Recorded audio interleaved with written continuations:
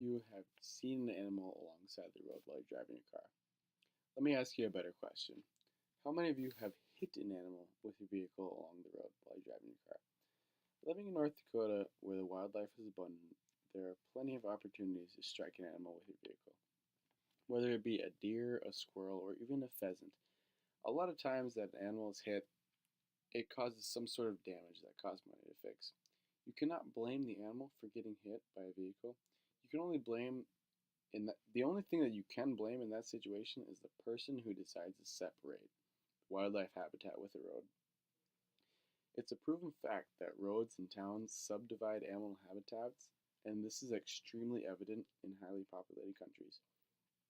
It is in these countries that the wildlife has nowhere else to move, so once their habitat is taken slowly over time, the animals in that situation are forced to live with the humans, and this can cause problems for the people that live there, as it shows recently in a video that I saw on Twitter, where a couple of cheetahs were scooting through the hallways of a school chasing a dog, and that wouldn't happen if the humans wouldn't invade their habitat.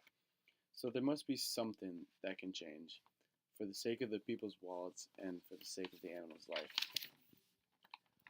So the easiest solution that I could think of would be to just go green and get rid of cars all in general.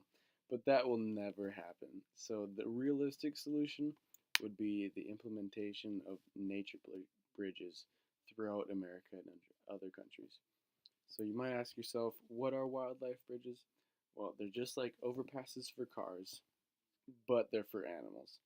You see, nature bridges are they have they just look exactly like an overpass, except instead of pavement being the natural base for them, it's like grass and trees and things like that, so they look natural to an animal. So many other European countries are already implementing nature bridges, and these countries include France, Switzerland, the Netherlands, Germany, and they're already including nature bridges, which is basically an overpass for cars but for animals. So the goal for these bridges, or ecoducts as they're called in European countries, is to create large-scale systems of wildlife crossings. So in France, there are already 108 water treatment basins lining France's new eco motorway, and 9 other ecoducts currently under construction in the Netherlands. So these European countries are already implementing the nature bridges so that wildlife can cross safely over roads. In North America, such large-scale projects are much less common. However, the most iconic projects of ecological infrastructure in the world are the 6 large wildlife overpasses that line the Trans-Canada Highway in Banff National Park. These were built with the concern of increased traffic and collisions involving vehicles and animals. Ongoing year-round monitoring of Banff National Park has shown that the crossings are effective in reducing wildlife mortality. So unfortunately, these wildlife crossings come with a price.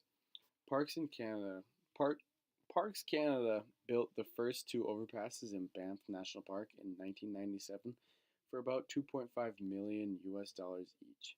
The 4 additional bridges rose to about 4.5 to 5 million US dollars each. The high cost of the bridges has halted the widespread use of the overpasses. However, the risk over reward factor has to be considered.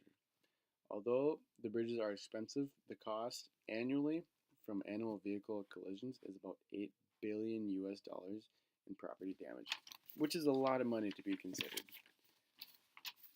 So with that in mind, you might ask yourself, how do the animals know how to use these wildlife crossings? Well, I'll draw you a picture. So the wildlife crossings are used like this. If this is 2 highways running through and this is the nature bridge, there are fences alongside right here that kind of guide the animals to the bridge. So they have to use the bridge across the roadways. So then they become effective in that way. So how do you know the animals use them? Well, Banff National Park in Canada has implemented these bridges and they have monitored them so that they know if the animals use them or not. And it's come to shown that these animals are in fact using these bridges instead of crossing the roads because they are funneled to the bridges. So they're using these bridges, and in a study where they tagged one bear, this one bear crossed the nature bridge 69 times in 1 year to get to and fro.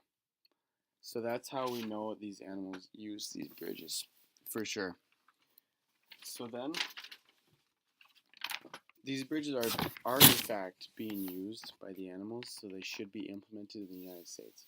But in the United States alone, wildlife vehicle collisions are estimated to kill over 2,000 drivers and injure 2,000 more each year. Property costs to cover the damage of wildlife vehicle accidents are estimated at an average of $2,000 for each vehicle.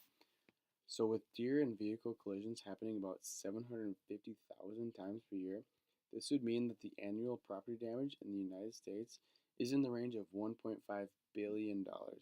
That's US dollars. And that is just for deer alone. If the United States started to build and implement wildlife crossings into the highway and infrastructure, as Canada and other European nations have proved, the United States could save the lives of people, animals, and cover the costs of these crashes alone. So I feel like these should be implemented into the United States because they could save costs of property damage and they could save the lives of humans.